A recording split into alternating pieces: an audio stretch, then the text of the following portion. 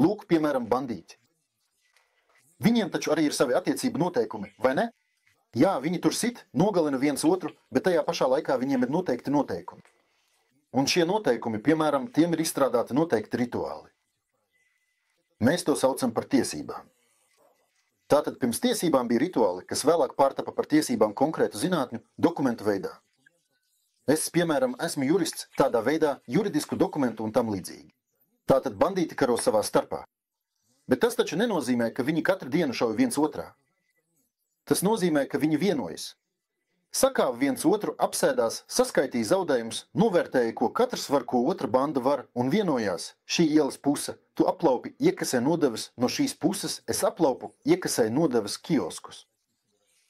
Un viss, karš ir beidzies.